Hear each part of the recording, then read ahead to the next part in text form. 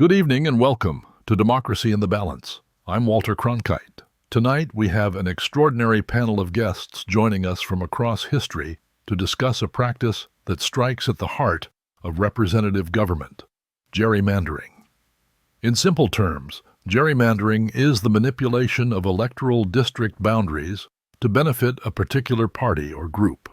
It often involves packing, cramming the opposing party's voters into a few districts, and cracking, spreading those voters thinly across many districts so they hold little sway anywhere.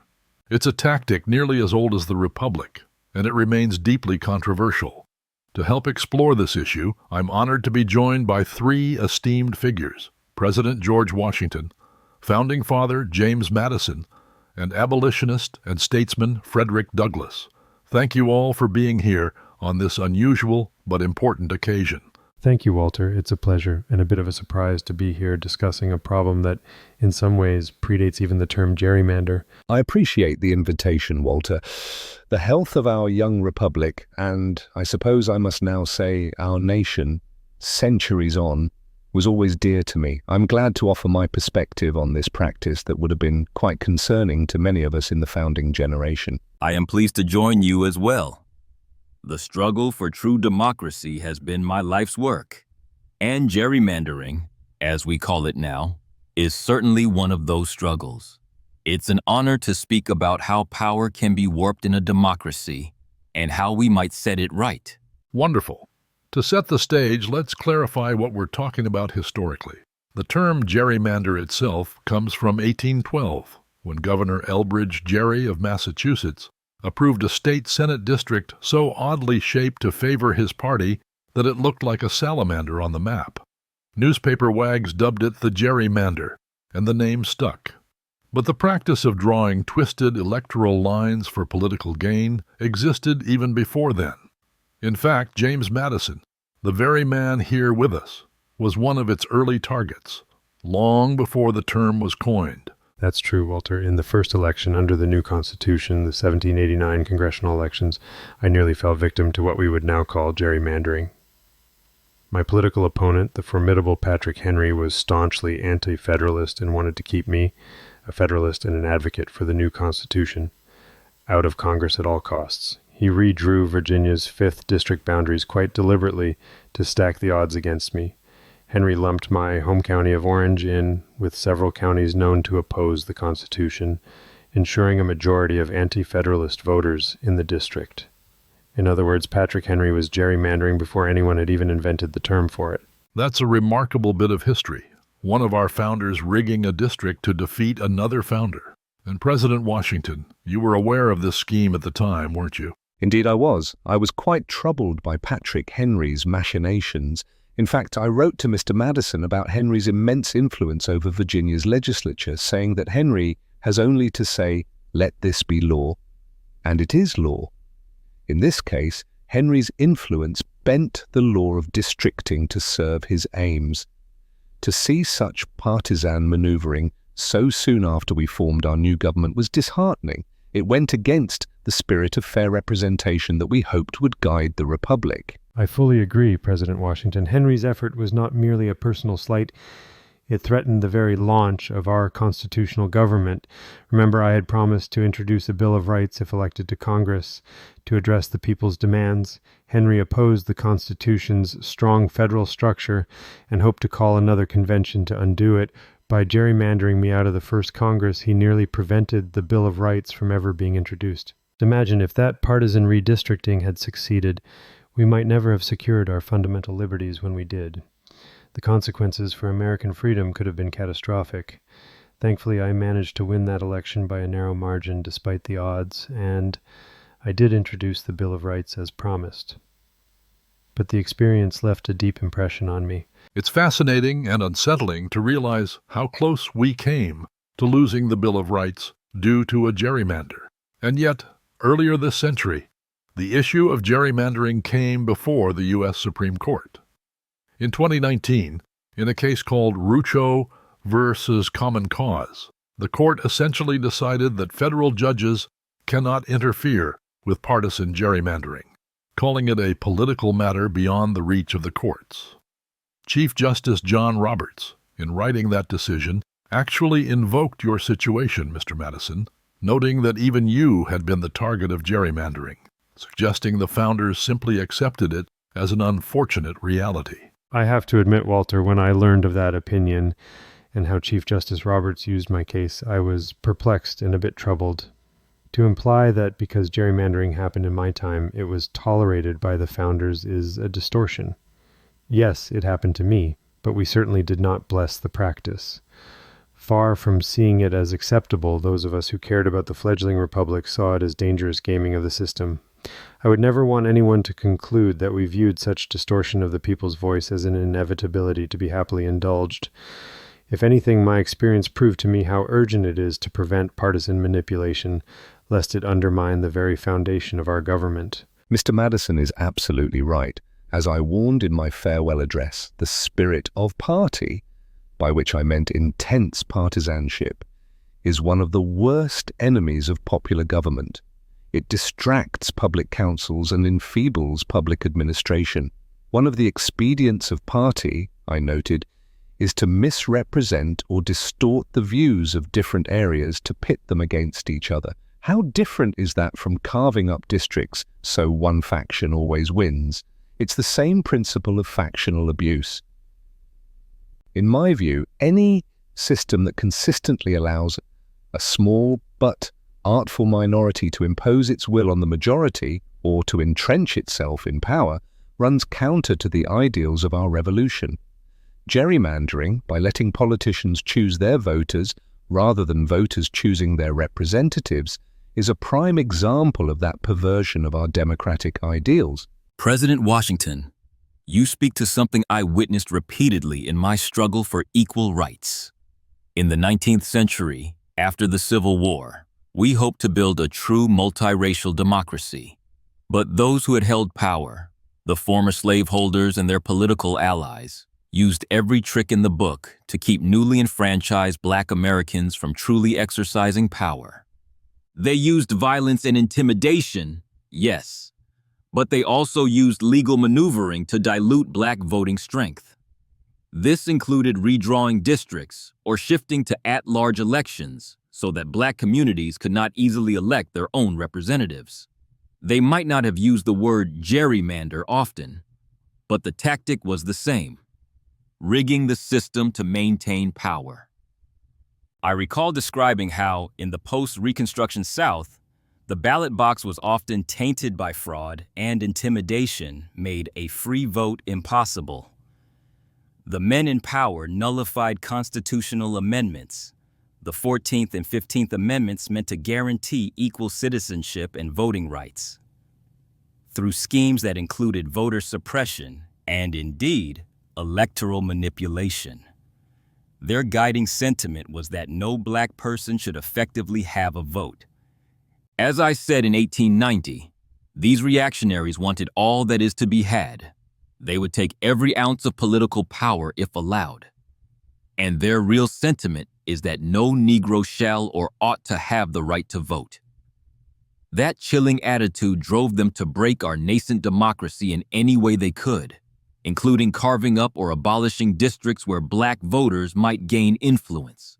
So, in essence, I have seen gerrymandering used as a weapon of racial oppression as well as partisan advantage. Your quote, Mr. Douglass, "No Negro shall have the right to vote," unfortunately echoes in modern efforts that marginalize minority voters. Gerrymandering today is often used to dilute the voting power of racial minorities, despite legal protections. For instance, a congressional district in Florida that for years empowered Black voters was recently dismantled in a redistricting pushed by Governor Ron DeSantis, effectively silencing many Black voters by splitting them into other districts. And just a few months ago, the Florida Supreme Court, dominated by his appointees, upheld that map. Mr. Douglass, when you hear about a Black congressman's district being carved up and eliminated in our times, what goes through your mind? It pains me deeply, Walter, though it does not surprise me. It confirms what I have long said. Power concedes nothing without a demand. Those who hold power tightly, be it a governor, a legislature, or a political party will not voluntarily give up their advantage. They will redraw maps, change rules, move heaven and earth to keep their grip.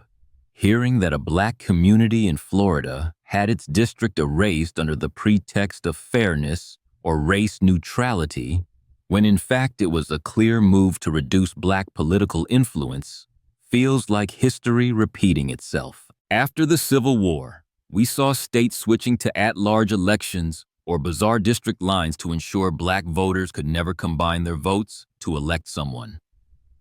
Now, in the 21st century, some of these maps achieve the very same end with surgical precision, all the while politicians claim they're doing nothing wrong. It's dispiriting, but it reaffirms that eternal vigilance is required. If we the people, of all races, do not demand fair representation, those in power will continue to slice and dice our communities to serve their purposes. Indeed. And that brings us squarely to the current political moment. We are witnessing what some are calling a redistricting arms race. With the 2024 elections behind us, new pressures have emerged. President Donald Trump, who is in office again as of January 2025, and his allies are actively encouraging Republican-led states to aggressively redraw their congressional maps, even in mid-decade, to cement a partisan advantage. The most prominent example right now is Texas. Not long ago, Texas had already redrawn its districts after the 2020 census, a map that gave Republicans a strong edge. They won 25 of Texas's 38 U.S. House seats under it. But now Governor Greg Abbott has called a special legislative session specifically to redo those congressional districts 4 years early, following pressure from President Trump's team. Initially, Governor Abbott and some Texas Republican congressmen were hesitant. They feared overreaching could backfire, or at least they didn't want to tamper with the map so soon. However, President Trump personally intervened with a phone call to Governor Abbott, after which Abbott agreed to put redistricting on the agenda. The stated goal? To pick up new GOP seats in the House through this rare mid-decade remap. Mr. Madison, Mr. Douglass, President Washington. Imagine this. The President of the United States leaning on a state to redraw districts not due to population changes, but purely to squeeze out a few extra seats for his party. What's your reaction? Frankly, Walter, I find it alarming. In my era, we at least had the decency to redraw districts only after new population numbers warranted it, or, as Patrick Henry did, when a new government formed. Still not decent, but at least it was at a transition point. The notion of mid-cycle redistricting purely for partisan gain is beyond anything I experienced. It tells me that the problem of faction, of party spirit, has grown even more potent than in our time. When I hear that President Trump expects Texas to yield up to 5 additional Republican seats just by redrawing lines, I see a manipulation of the system that violates the principle of fair representation. That principle was so important to us when designing the House of Representatives, the People's House. We intended the House to be apportioned by population, reflecting the people's will as closely as possible. We did not foresee that clever mapmakers could subvert that by drawing bizarre districts.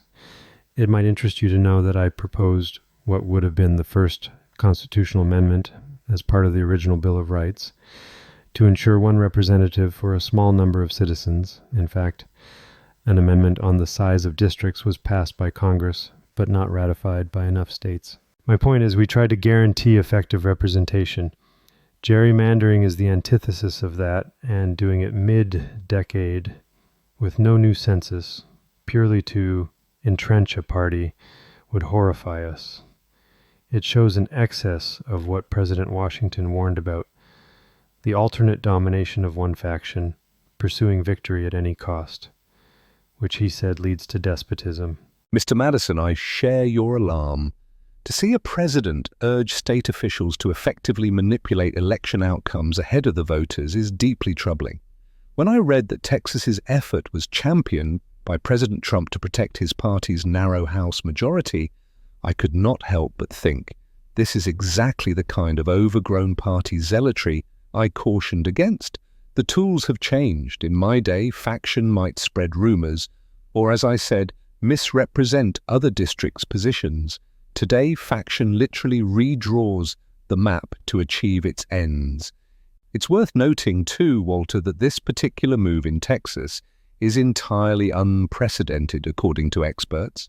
Never before, it seems, has a party that already drew a favorable map just a few years prior gone back to redraw it again so soon, simply to grasp at even more seats.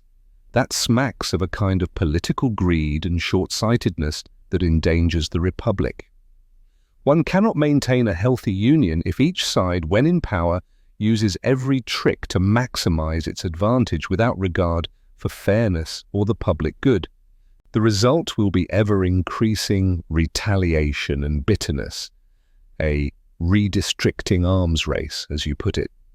This path, if unchecked, will breed cynicism among citizens and could, in the worst case, pave the way for what I called a formal and permanent despotism born from the chaos of factional strife. I concur with both of you.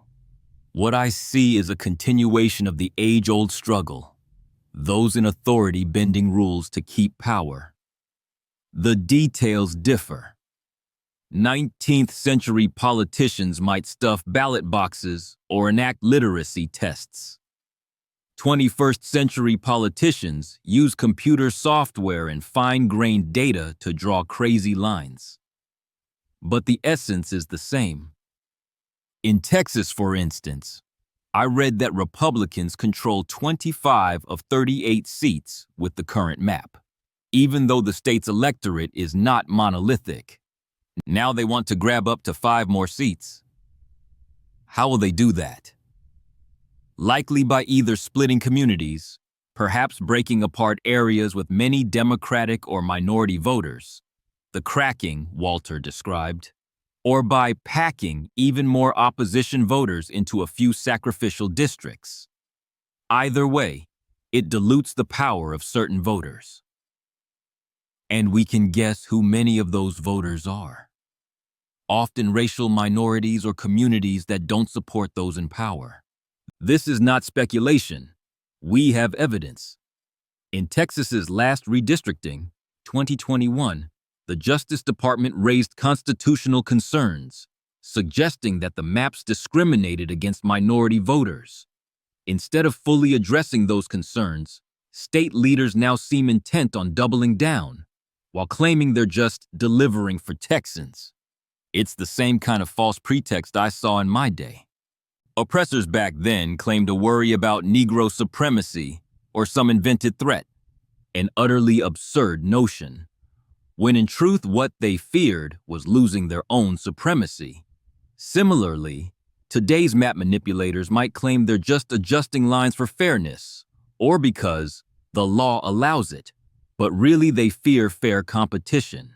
They want to choose their voters before the voters can choose them. It's a fundamental perversion of democracy. You've all painted a stark picture of the problem.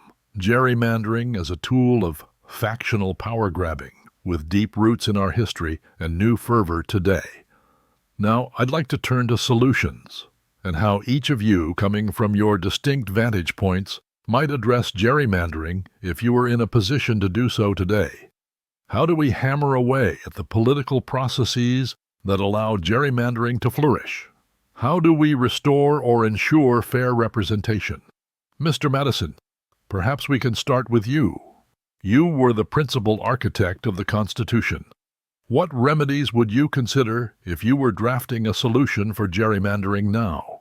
That's an excellent and challenging question. Our Constitution, as written in 1787, leaves the drawing of congressional districts largely to the states, with Congress holding the power to override state rules if it wishes. Article 1, Section 4 gives Congress authority to regulate the times, places, and manner of elections. In my time, we did not foresee the extreme partisan map-making that would later emerge, though we experienced early hints of it. If I were addressing this issue today, I would likely advocate for structural reform at the federal level to curb the worst abuses of gerrymandering. One idea consistent with our constitutional framework, would be for Congress to legislate national standards for redistricting or even require independent, nonpartisan commissions to draw congressional districts, taking that power out of the hands of self-interested legislatures. This is not without precedent. In recent years, several states have established such commissions to produce fairer maps. Congress could mandate this for all states for House elections. It would be a modern use of the power Article 1 already gives it. In other words, use the constitutional tools at hand to insist on fairness. Another approach could be a constitutional amendment. It might explicitly guarantee the right to fair representation or ban partisan gerrymandering outright.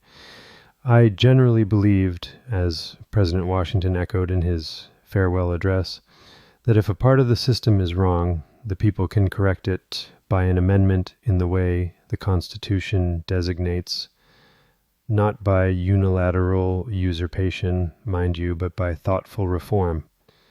An amendment against gerrymandering could set clear rules or criteria for district boundaries, for example, requiring compactness, respecting communities, and forbidding intentional favoring of a party or incumbent. Admittedly, achieving a constitutional amendment is a high bar, but the very threat of it might spur Congress to act on its own, which is easier. Lastly, I'd emphasize transparency and citizen engagement. In a republic, ultimately the people have to demand this change. Gerrymandering thrives in the shadows and in the apathy of the public. If voters make it known that they will not tolerate politicians gaming the maps, politicians will be less inclined to do so. One positive development I've seen is that the public today is much more aware of gerrymandering. They see the funny-looking districts on the news and on social media and rightly ask, how is this allowed? That outrage can translate into pressure on state lawmakers to hand over the pen to neutral arbiters or into support for national reform. So, in summary, I would urge using the Constitution's mechanisms, either congressional legislation or amendment, to establish impartial redistricting processes. We must align our district drawing with the fundamental principle of equal liberty and fair representation that our republic rests upon. Strong ideas. And indeed, there was proposed legislation in recent years, the For the People Act, for example, that would have required independent redistricting commissions nationwide to curb partisan map drawing. It passed the House at one point, but stalled in the Senate. So, Mr. Madison, your instincts align with current reform movements. President Washington, if you were commander-in-chief in this era, how would you address this threat to democratic fairness? As someone who prized unity and warned against partisan excess, what course would you counsel? My perspective is guided by an overriding concern for the unity and legitimacy of our government. I would focus on the ethical and patriotic obligations of our leaders. In my time, I tried to set a precedent by rising above party. Indeed, I had no formal party affiliation and hoped others would follow that example. While that didn't last long after me, the principle can still be appealed to. I would call on lawmakers' sense of honor and duty. Drawing fair districts should be seen as a patriotic responsibility. After all, the happiness of the people, as I noted, depends on a government that truly represents them. How can we claim to be a model republic if our representatives choose their voters and not the other way around? If I were addressing the nation as its leader now, I would use the bully pulpit to shame the practice of extreme gerrymandering. I would speak plainly. Gerrymandering is a form of political corruption, even if it's done by drafting pens and computer algorithms rather than bags of cash. It betrays the public trust. When politicians carve districts for personal or party gain, they are effectively telling certain citizens, your vote matters less. We've arranged it so we win, no matter what you do. That is a cynical message that breeds distrust and disengagement. A house divided against itself in this way cannot stand healthy for long, so I would urge a kind of gentlemen's and gentlewomen's agreement across parties. Let us compete for votes on a level field. I might convene a bipartisan commission of respected Americans, elder statesmen, judges, civic leaders, to propose guidelines for fair redistricting, appealing to both parties to adopt them in good faith. In essence, I'd pursue a moral consensus that gerrymandering in its extreme form is un-American. This may sound idealistic, but moral leadership can alter behavior. Recall that in my farewell address I said, virtue or morality is a necessary spring of popular government. To preserve our union, we must appeal to what is best in us, not what is worst. If moral persuasion failed, and I am not naive, it very well might in today's climate, I would support more concrete measures, much like Mr. Madison outlined. I would not stand in the way of legislation to require independent commissions or stricter judicial scrutiny of egregious gerrymanders. In fact, I think a reinvigorated Voting Rights Act that covers partisan disenfranchisement as well as racial would be wise. Democracy must be actively safeguarded by law, but above all, the people's voice, enlightened public opinion, is the final safeguard. I would encourage citizens to, as Mr. Douglass might say, demand change loudly and firmly. Because if the public outcry is great enough, politicians will have to listen. And speaking of public outcry, Mr. Douglass, you were certainly never one to stay silent in the face of injustice. How would you advise the public and our leaders now? You've seen how power concedes nothing without a demand. What demands should be made today to end the stranglehold of gerrymandering? Walter, you know I believe in the power of activism and speaking truth to power. First and foremost, I'd tell the general public, do not accept these gerrymanders quietly. If your district is drawn in a nonsensical way, if you notice your community's voice being diluted, raise the alarm. Organize, protest, write to your representatives, support lawsuits. Make it known that you consider this an affront to your rights. In my time, we used newspapers, pamphlets, speeches, whatever we had. Today, you have an even mightier tool in technology and social media. Use it to shine a spotlight on unfair maps and the politicians behind them. I would particularly urge those who are most harmed by gerrymandering, often minority communities, to join in common cause with others. This isn't just a black issue or a Democrat issue or a Republican issue. It's an American issue. For instance, gerrymandering can and does hurt Republicans in states where Democrats hold power. Take, for example, the state of Illinois or potentially New York, where Democrats might redraw lines to their favor. No party's hands are completely clean over the long arc of history. So ordinary people of all political stripes should see the shared value in fairness. From a policy perspective, I echo the call for restoring and strengthening the Voting Rights Act. In 1965, long after my time, that act was passed to prevent the kind of racist voter suppression I fought against. It required certain states to get federal approval before changing voting laws or districts, precisely because those states had a history of discriminatory maps and rules. Unfortunately, the Supreme Court in 2013, Shelby County v. Holder, gutted that pre-clearance system. And what happened? States like Texas and others immediately started implementing aggressive gerrymanders and voting restrictions that likely would have been blocked before.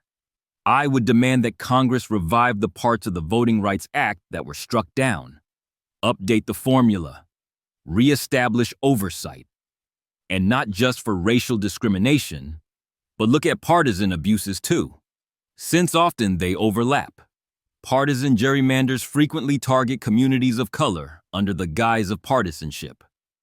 A new Voting Rights Act, call it the John Lewis Voting Rights Act if you will, should make it clear that extreme gerrymandering is illegal because it undermines the principle of equal voting power.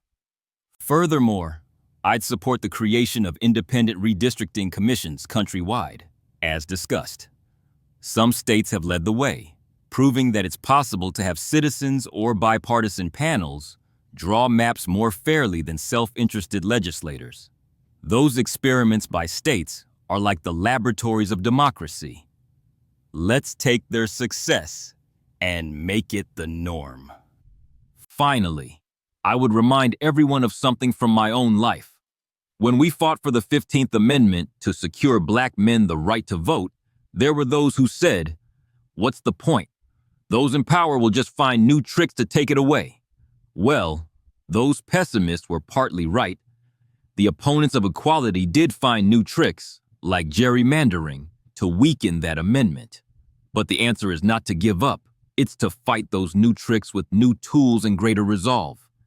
If there is no struggle, there is no progress.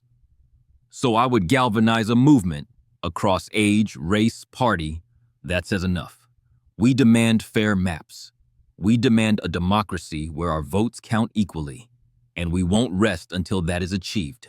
Stirring words, Mr. Douglass. It brings to mind how much has changed and yet how much remains the same in our democracy's journey. Before we conclude, I want to touch on one more aspect: the consequences if we do nothing. What does gerrymandering mean for the general public, the average citizen tuning in? Some might think, this is insider politics. Why should I care if my district looks funny as long as I can vote? What would each of you say directly to the citizens about why this issue matters personally to them? I would say to the citizens, gerrymandering cheats you of true self-government. In a well-constructed republic, as we intended, the legislature should mirror the will of the people. Not perfectly, but in rough proportion. If, say, 55% of a state's voters prefer one party, you'd expect about 55% of the seats to go to that party in a fair system. Gerrymandering skews this. It can allow a party with a minority of votes to claim a majority of seats, effectively reversing the public's will. When that happens, policies and laws may no longer reflect what a majority of citizens want. Moreover, gerrymandering often creates safe seats where the real contest is only in the dominant party's primary. This can lead to more extreme candidates winning office, since they only cater to their base, not the general electorate, and that polarizes governance. I wrote in Federalist number 10 about the dangers of faction and how an extended republic could mitigate it, but if factions entrench themselves via district manipulation, it defeats the cooling mechanism we hoped for.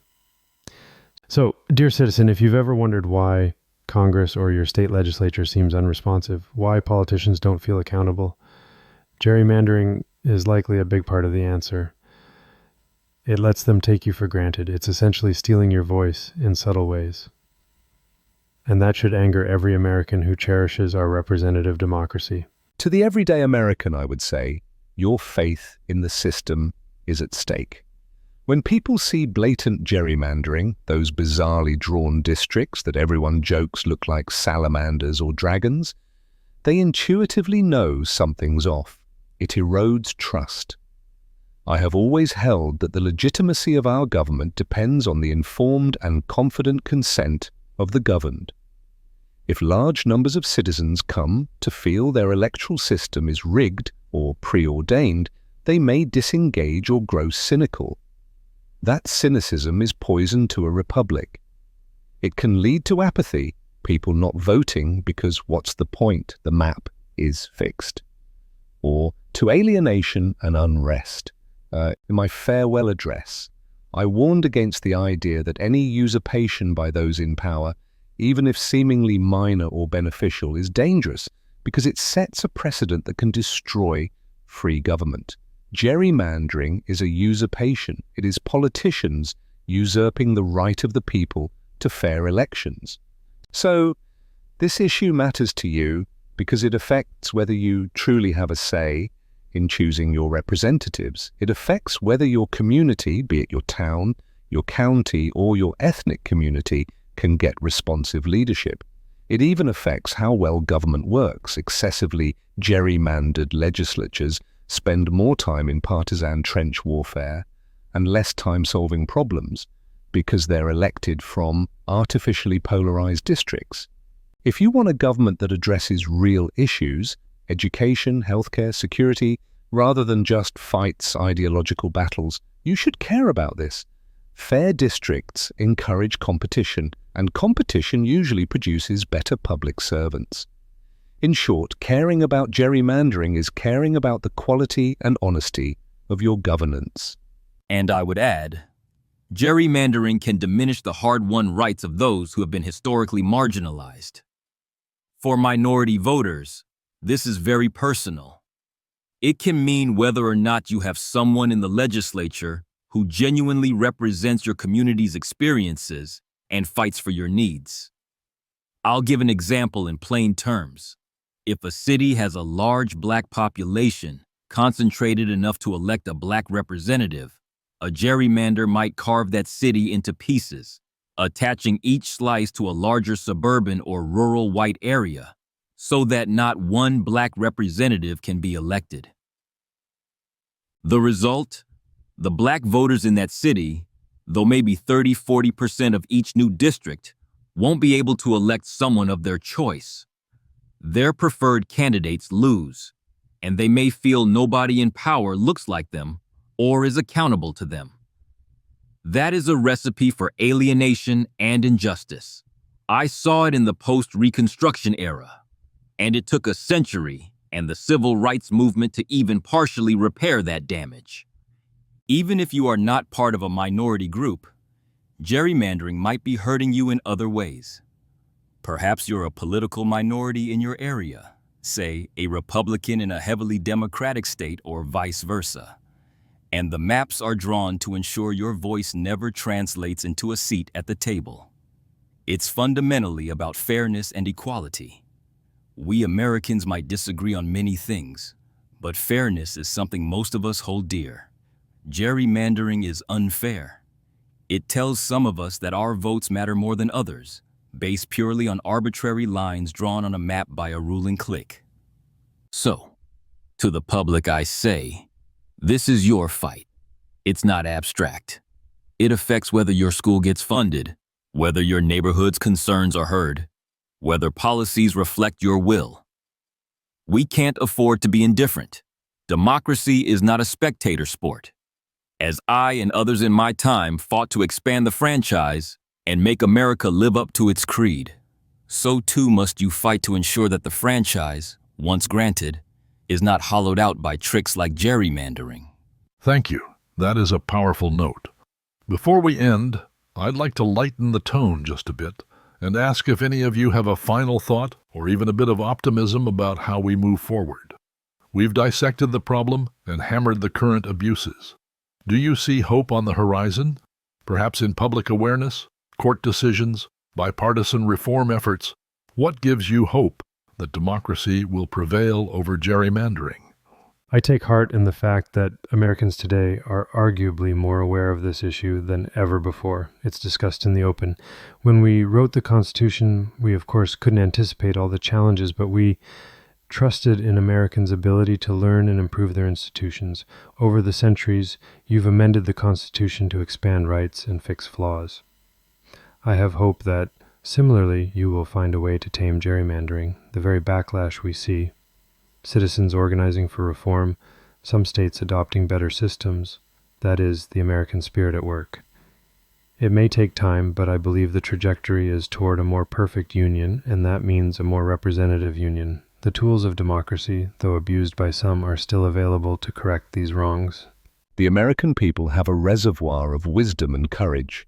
In my life, I saw a scrappy collection of colonies unite and defeat an empire, then painstakingly form a constitutional government that has endured. That tells me there is a reservoir of wisdom and courage among the people. Factions may seem strong, but ultimately we the people are stronger, if we choose to be. I'm also encouraged by younger generations I hear about. They seem to genuinely care about fairness and are less tied to rigid party loyalties. Perhaps they will insist on reforms that our generation did not foresee. The fact that we're having this frank conversation is itself a sign of hope. Sunlight is the best disinfectant, as the saying goes. Gerrymandering survives in complexity and obscurity. Expose it clearly, and I trust that Americans' innate sense of justice will force change. We've overcome worse. I lived to see the abolition of slavery, something that seemed impossible when I was born. I saw black men win the right to vote. something considered outrageous in my youth. Yes, there were setbacks, and yes, the struggle continues, but progress is real. In recent years, I've seen courts, sometimes to my surprise, strike down racially gerrymandered districts, recognizing that the rights of minority voters must be protected. I've seen communities rally to demand fair maps. For example, when egregious maps are revealed, people pack hearing rooms to say, "No, we won't stand for this." This gives me hope that the moral arc is bending towards justice. I often quote that the arc of the moral universe is long, but it bends toward justice. It doesn't bend by itself, people bend it. And I see people bending it now. Lawyers, activists, ordinary voters, even some principled politicians, all pushing for a system where our democracy is robust and genuine. So, while we've spoken strongly about the problems, I believe in the resilience of democracy. America has a way of confronting its demons and, eventually, reforming itself. Gerrymandering is a stubborn demon, but I do think its days are numbered if enough of us stand up and fight. Gentlemen, thank you. This has been an enlightening and inspiring discussion. We delved into the history, from Patrick Henry's proto-gerrymander against James Madison, to Governor Gerry's redrawing a voting district to look like a salamander, through the post-Civil War struggles Mr. Douglass recounted, right up to today's battles in Texas and beyond. We examined the corrosive effects on our democracy and, importantly, heard ideas on how to combat this practice and restore the power where it belongs, in the hands of the people. To those who have tuned in, I hope this conversation underscores why gerrymandering isn't just a wonky technical issue, but a fundamental threat to the principle of government of, by, and for the people. But as our guests reminded us, it's a threat we can overcome with knowledge, vigilance, and collective action. After all, the arc of our nation's history has been one of expanding and strengthening democracy, and each of us has a role to play in continuing that legacy. Thank you, President Washington, President Madison, and Mr. Douglass, for lending your voices and wisdom across the centuries tonight. And thanks to all of you out there for joining us. Until next time, for Democracy in the Balance, I'm Walter Cronkite. Good night, and that's the way it is. For a full transcript of today's Democracy in the Balance, including historic citations, see this video's description or visit our website at aiwithfries.com.